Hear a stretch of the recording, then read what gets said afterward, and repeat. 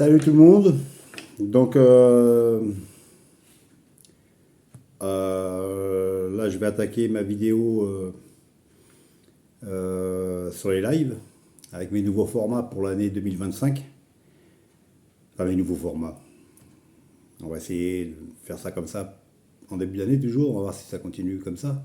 Donc il y aura toujours mes vinyles d'hier à aujourd'hui, hein. Enfin des anciens vinyles et des nouveaux. Il y aura des vidéos spéciales Girl Power. Et là, du coup, je rajoute. Donc, le Girl Power, j'en avais déjà fait deux l'année dernière. Là, cette année, je vais rajouter les lives. Donc là, il y a au moins à peu près peut-être deux vidéos sur les lives, peut-être plus. Alors, ça sera en fonction de ce que je reçois. De ce que je reçois en nouveauté en live. Et j'en profiterai pour montrer quelques anciens albums live que j'ai, hormis les gros classiques que tout le monde connaît. Euh, que j'ai, en fait. On va dire comme ça. Donc là, ça va être là pour les lives, les albums. Donc moi, alors là, au début, je vais montrer mes premiers albums live. euh, que j'ai eu avant 1980, en fait. Entre 77 et 80. Ceux qui sont rentrés dans ma collection. Et qui m'ont quand même relativement assez marqué. Alors je les présente à peu près dans l'ordre, vous les avez déjà vus, hein, parce que comme c'est devenu des albums quasiment, je dirais quasiment tous mythiques. Enfin, j'en présente pas non plus, j'en présente un 2 3 4 5 5. C'est devenu des classiques du hard et heavy metal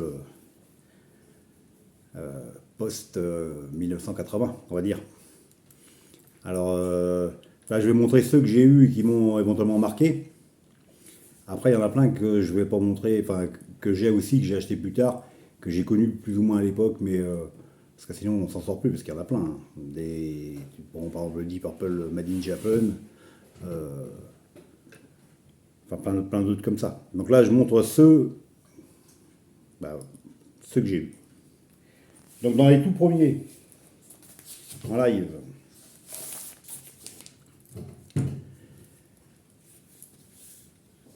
il y a eu ce Rainbow on Stage.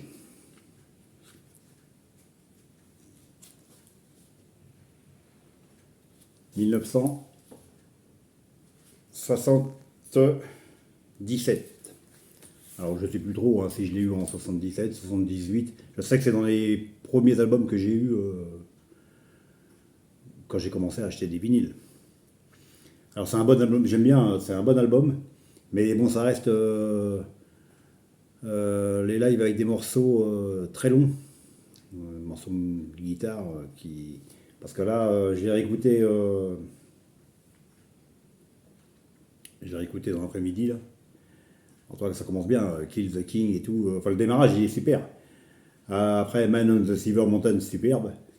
Et après, tu prends par exemple Starbreak, 16 minutes. La phase 2, c'est Catch the Rainbow, 15 minutes. C'est toute la phase, en fait. Donc là, j'aime moins.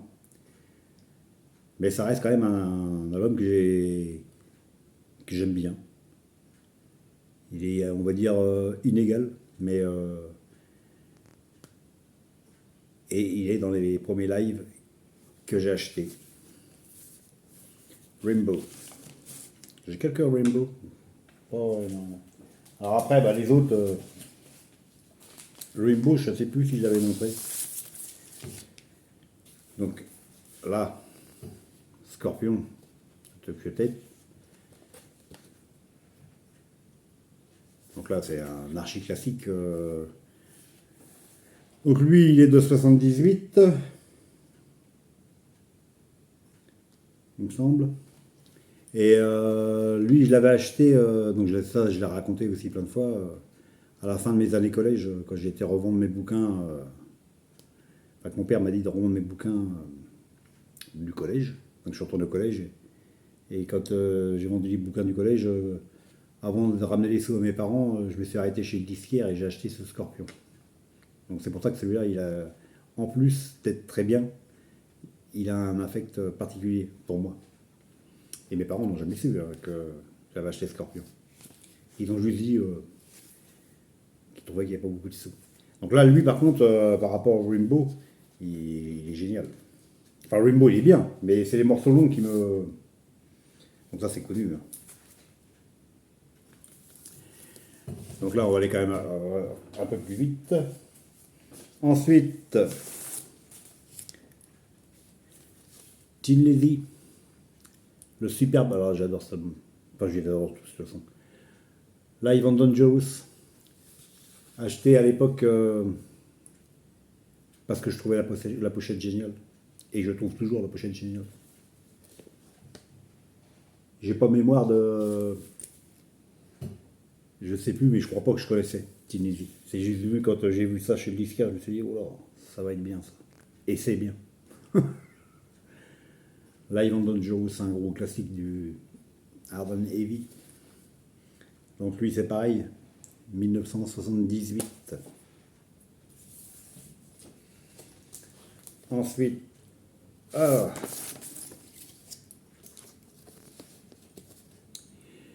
ACDC, If You Want Blood, You've Got.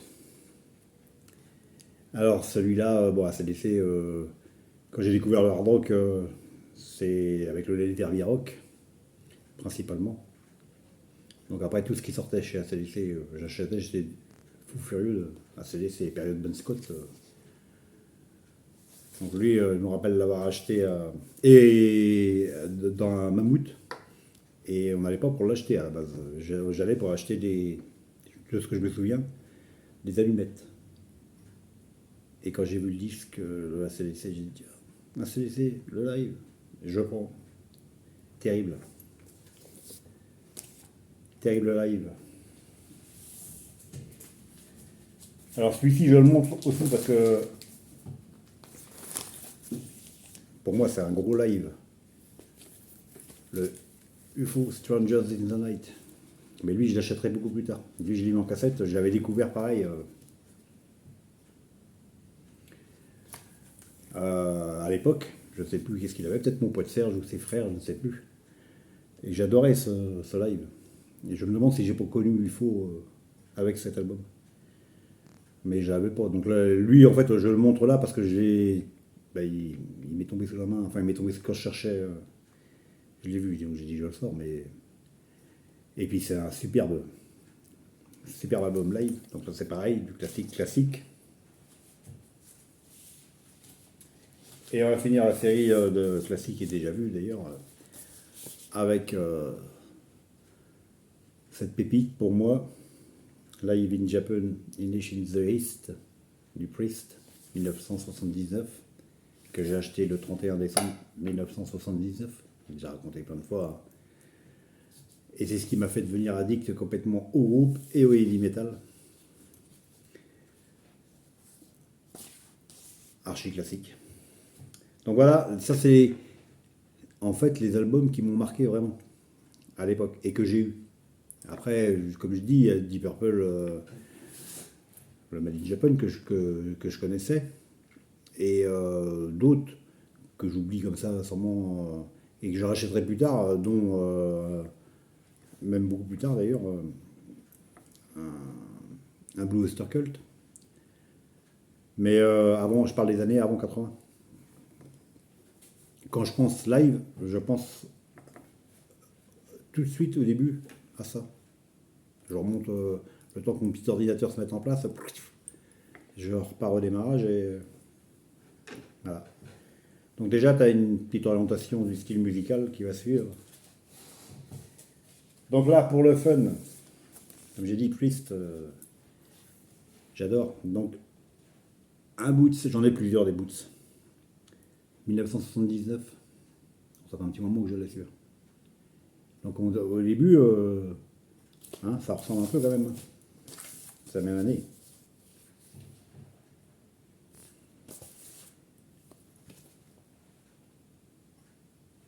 Donc c'est un bootleg.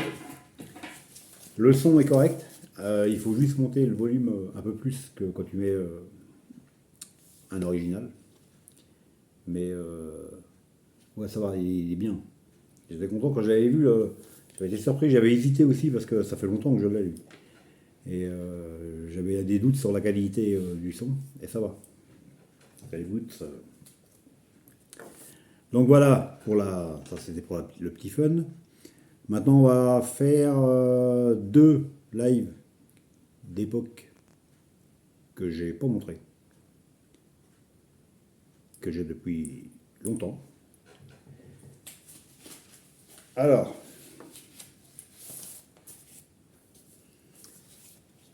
Pat Travers Band. Go for What You Know, 1979. Très bon live. Alors, le Pat Travers Band, Pat Travers, c'est un Canadien, il me semble. Donc, c'est le seul album que j'ai de lui. Alors, lui, je l'ai eu, je ne sais plus si c'est 79 ou 80, je l'ai eu dans ces moments-là. Et c'est un live que j'ai écouté à l'époque, que j'écoutais beaucoup. Là, il y avait longtemps que je ne l'avais pas réécouté. Mais et c'est le seul album que j'ai du Pat Travers Band. Alors, ça me fait penser, parce que comme j'ai tourné les autres vidéos, là, dans celle, c'est les prémices. Les artistes comme ça, toi, ils s'appelaient Pat Travers Band. Il y a Patti Smith, c'était Patti Smith Group, et Nina Hagen Band. Après, c'est devenu Nina Hagen. Patti Smith, c'est devenu Patti Smith tout court. Et Pat Travers, c'est pareil, c'est devenu Pat Travers. Mais là, Pat Travers Band, je sais pas, ou c'est parce qu'il y avait un groupe à part. Donc c'est un très bon live. Alors c'est rock, hard. Ça sonne un peu entre les deux. Et il faudrait quand même que je m'intéresse un peu plus à cet artiste. Donc Polydor. Là j'ai dit 1979. Alors c'est, comme je disais, hein, c'est à l'époque, même maintenant, des fois je fais encore, je fais moins, j'ai tendance à plus suivre, mais c'est des artistes que j'aime bien et que j'ai pas suivi pour autant. C'était compliqué, j'aimais bien découvrir plein de trucs, alors tu pars sur d'autres choses. Mais ça reste un très très bon album. Et je ne pense pas qu'il soit si cher que ça, s'il y en a qui le cherchent. En fait, de toute façon, le mien n'est pas à vendre. Donc pas de Travers Band. Pareil, dans les vidéos, je crois pas en avoir vu, du pas de Travers. Et le deuxième, donc un peu plus récent mais vieux, I Know You'll Rock, All Those Wasted Years, double LP, avec, alors lui, donc double LP simple pochette, Mike Monroe, oui, il est connu, hein. I Know You'll Rock, c'est connu aussi. Alors moi là c'est pareil, comme pas de travers. J'ai cet album là, je l'aime bien. Il y avait longtemps que je l'avais pas ressorti non plus. Mais je trouve superbe. C'est pareil, ça sonne rock, glam rock. Un peu hard. Mais j'ai pas de doute, I Know You'll Rock. Et même Mike Monroe, il a fait une carrière solo, il me semble. J'ai même pas suivi ni écouté autre chose. Donc lui, 1984. Très très bons albums. Alors la deuxième... alors je crois que c'est lui. Ouais. La phase D du dernier album, c'est que des... Toi par exemple, il y a Under My Will de Alice Cooper. Il y a un titre aussi des Stooges, le groupe de Iggy Pop. Alors les autres, ils me parlent pas. La phase D, c'est que des reprises d'autres artistes. Mais hormis Alice Cooper que je connaissais, les autres, ça ne me dit rien. Mais voilà, donc très bon, I Know You'll Rock. C'est pareil, on n'en voit pas, hein, du I Know You'll Rock. Enfin, je crois pas.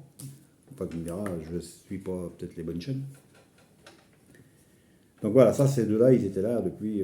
alors lui, c'est pareil, je sais plus, il est 84, j'ai peut-être acheté 85, 84, j'en sais rien. Je m'en rappelle plus. Donc on va revenir à ce que j'ai acheté récemment.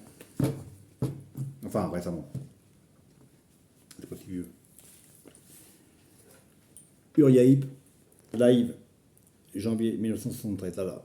Uriaip. Uriaip, je connais depuis longtemps puisque l'album Gypsy, là, j'étais en troisième. J'avais raconté aussi cette histoire au collège. Et j'avais notre prof était fan de Uriaip et il nous parlait de Gypsy, tout ça. Donc cet album, là, le Gypsy, je connais. Je connaissais principalement l'album Gypsy et le Fallen Angels, qui est des années 80, 80 je crois. Donc c'est les deux, enfin le Fallen Angel, j'ai racheté il n'y a pas si longtemps que ça, mais je me demande si je l'ai pas racheté à Hugues. Mais je le connaissais, je l'avais en cassette, je l'écoutais souvent. Et le Gypsy, j'ai racheté dans un vide-grenier il y a longtemps. Et Uriaip, ça s'arrêtait là. Quand DJ Merlato il faisait ses vidéos, il aimait bien Uriaip, il en avait parlé pas mal. Et du coup, il m'avait donné envie d'approfondir. Et donc, il avait montré ce live. Et d'autres albums. Donc, j'en ai montré un de Uriaip. Et j'ai déjà montré aussi ce live, parce que je l'ai acheté, ce live. J'ai cherché d'occasion. Enfin, je l'ai trouvé. Et donc, je l'avais présenté. Très bon live, je suis très content. Sauf que lui m'avait montré une version anglaise que je trouvais géniale. Et quand il a vendu ces albums-là, comme j'ai montré le boc l'autre jour, donc celui-ci était à vendre. Et je lui ai racheté celui-là. Parce que celui-ci, c'est un pressage anglais. Avec. Alors. Ouais. On va y arriver. Voilà. Ça, ça me fait penser un peu à. Avec les photos.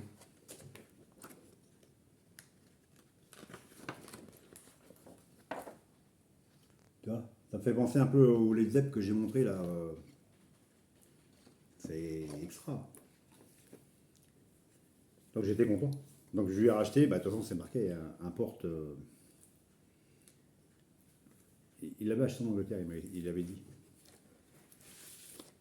Et même la sous-pochette, elle est.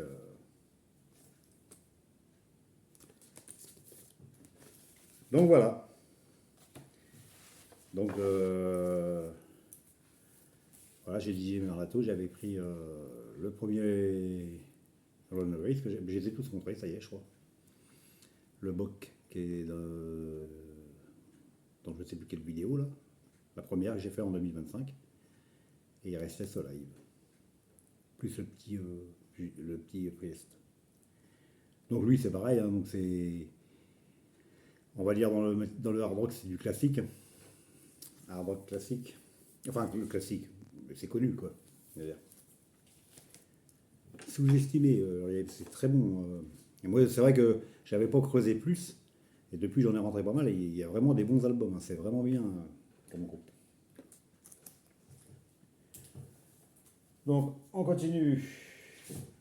Allez, en plus récent. Great Ride Stage WP. Alors lui, il est sorti. Il est sorti. L'album originel, il est sorti en 95. Et ce live, il est sorti en 2022. En vinyle. En CD, il était en 95. Donc, c'est un rouge.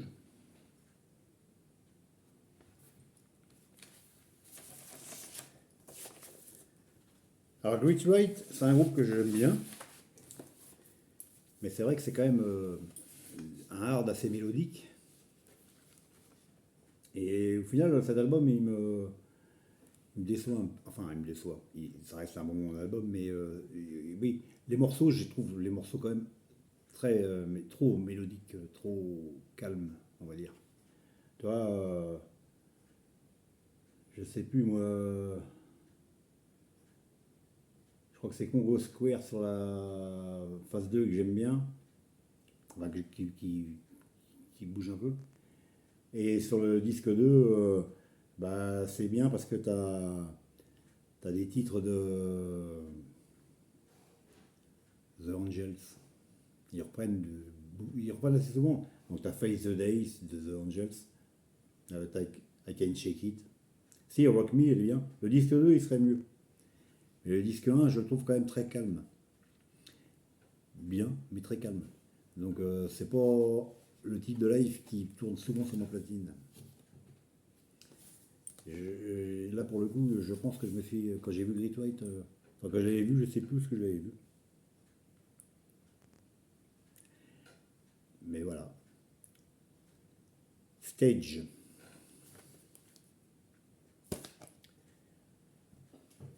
Allez, et dans les derniers arrivés, là. Alors, je crois que c'est suite à une vidéo,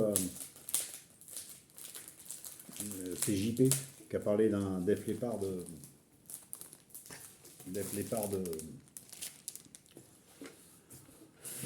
je sais plus, il a montré un album où ils font avec un orchestre, un peu comme The Angels. The Angels en symphonique, enfin, qui accompagnait un orchestre symphonique, je trouve ça génial. J'ai montré dans ma vidéo italienne, australienne.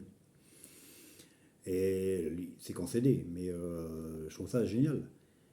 Et donc je me suis dit, bah tiens, faut que je regarde le Def Leppard.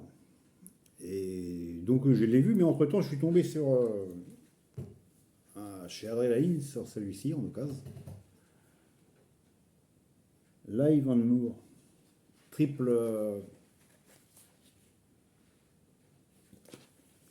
vinyle.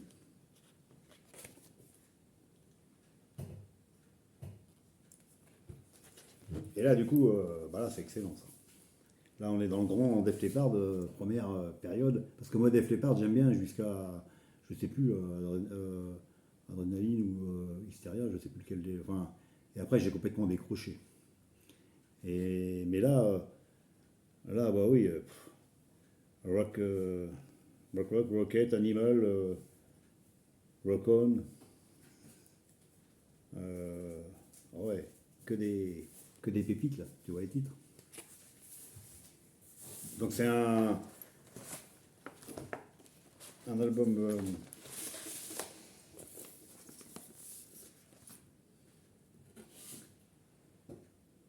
pour suicide.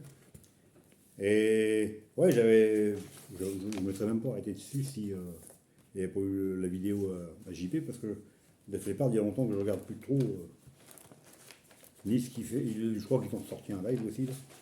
Ni ce qu'ils font, ni. Bon, j'ai tous les autres, tous les premiers en fait. Et j'aime beaucoup, hein, c'est pas les premiers. Après, beaucoup moins. Mais là, celui-ci, au final, parce que celui-ci, alors là, il est 2011, Def Leppard.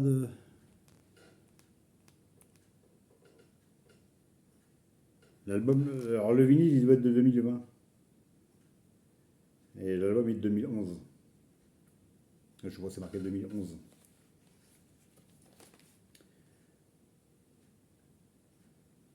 Ouais. Mais là, ouais. Et donc, triple P. Donc là, il y a quelques heures d'écoute, hein. Mais vraiment superbe. Autant le Great White, on va dire que je suis un petit peu déçu, que le Def Leppard, là. Oh. Ah, mais de toute façon, tu mets dès le début, hein. Tu mets bah, Rock Rock. Ça y est, tu replonges dans les années, les grandes années du Def. Terrible. Ouais. Superbe. Superbe triple album. Et je vais finir. Donc ça va, on est toujours dans les moins de 30, c'est impeccable ça. Avec un petit groupe français, enfin un petit groupe, ouais, français. Malmort, live au Metal Fest 2024. Alors Malmort, c'est du hard rock. C'est un hard rock particulier, je dirais. C'est pas du hard rock. Enfin, c'est du hard, mais c'est pas dans le style que je présente régulièrement, on va dire. Et c'est leur quatrième ou cinquième album, ça, le live. Ils avaient sorti un album avant là qui m'avait déjà un petit peu titillé. Et je me demande si c'est pas. Il y avait, je crois qu'il y a Astra et Tympan Fêlé du vinyle, qui avait une chaîne qui les avait montrés. Tympan Fêlé du vinyle, je crois qu'il fait plus de vidéos. Mais il mettait les albums à l'écoute comme ça. Et Malboro, il y avait des trucs qui me plaisaient bien, mais j'avais du mal. J'accrochais pas plus que ça. Il y avait quelques trucs qui me chiffonnaient, on va dire. Et donc là, je suis tombé sur une vidéo du live là. Et quelle sorte d'homme, tu vois ça en live, enfin le titre là, oh, ça m'a vraiment bien plu. Du coup, je regardais un peu plus vrai, et j'ai vu qu'ils sortaient ce live là, et donc j'ai pris ce live. Et je l'ai pris sur leur Bandcamp. Et au final, je regrette pas. Donc, je me demande si c'est pas une autoproduction. De toute façon, je crois qu'il est à vendre que sur leur Bandcamp. Voilà. Alors quand tu le prends sur leur Bandcamp, tu as en sorte.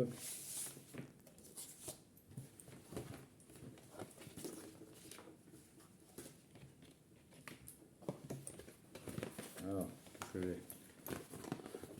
Ah. Donc avec ta la photo avec la petite signature des gars, des membres. Et puis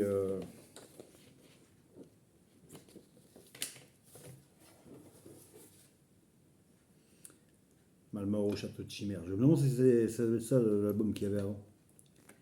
Donc on voit bien. Voilà, toujours, ça fait toujours plaisir. Moi j'aime bien ce genre de truc. On a déjà dit. Hein. Et donc ouais, ben je regrette pas. Hein. Il est bien. Mais comme je dis, donc c'est genre en français. Hein. Mon nom, c'est pareil, c'est un super titre. Enfin, il y a des bons titres. Il y a des titres où c'est un peu plus particulier. Faut vraiment, bah, je sais pas, s'adapter ou j'en sais rien. Je m'en irai. Si, si, mais au final, c'est bien. C'est très bien même. Donc, Malmort. Bah, vous me direz s'il y en a qui connaissent ou si certains ont vu. 2024. Et j'aime bien le petit truc là. Leur logo. Donc voilà. Voilà pour la première vidéo live. Des lives. Donc j'espère que ça. Alors bon, le début c'était des classiques, hein, c'est juste parce que comme c'est la première, je fais des trucs. Voilà, bien. Là, dans les Girl Power, vous allez. Bah, vous l'avez, elle sera passée quand vous verrez ça là, elle sera déjà passée. J'ai fait les prémices, hein, mes débuts aussi. Et un peu plus long que 5 albums. Mais donc voilà, comme ça, ces deux formats-là, je pense que je vais essayer de me tenir à ça tout au long de l'année. J'espère que ça vous plaira, que ça vous intéressera. Les albums live, il y a des gens qui n'aiment pas, d'autres qui aiment bien. Alors moi j'aime bien un certain live, enfin j'aime bien beaucoup de live. Après effectivement des lives comme le Rainbow où les morceaux sont explosés par deux parce qu'il y a des gros solos de guitare, des fois ça me fatigue. Euh, donc je préfère des morceaux plus courts, mais ils sont pas tous dans les années 70-80 ils avaient tendance à faire ça quand même. Depuis c'est quand même un peu plus enfin, dans les derniers que j'ai achetés, ils font pas 10 minutes de plus que le morceau originel quoi. Donc voilà, enfin, puis c'est que mon opinion. Donc voilà, voilà, donc comme je disais, hein, il y a tous les gros lives que je passe, enfin que j'ai pas cité, que j'ai pas montré non plus, et que il y en a peut-être même que j'ai pas dans les gros classiques en live. Donc voilà pour la première. Enfin bref. Donc ben, on fait comme d'hab. Un petit like si on aime, un petit commentaire si on a quelque chose à dire. Si on dit bonjour, c'est déjà sympa. Et puis, donc je pense qu'il y en aura. au moins 2, voire 3. Parce qu'il faut quand même que j'ai... Enfin bon, je vais présenter les albums live que j'ai aussi, qu'on voit pas souvent. Il y en a peut-être certains qui sont déjà passés, parce qu'il y en a certains, je ne sais plus trop où j'en suis dans toutes mes vidéos là. Au moins là, ils seront regroupés. Et puis j'en rentre pas non plus dans les lives. Là, c'est parce que j'en ai encore quelques-uns à montrer qui sont assez récents. Enfin, qui sont assez récents que j'ai rentrés récemment. Bref. Sur ce, ciao. Il me reste une Girl Power à faire. Donc, je pense que ça va attendre un peu. Là, ça m'en fait 4 dans le week-end de fête de vidéo. Allez, ciao, à bientôt.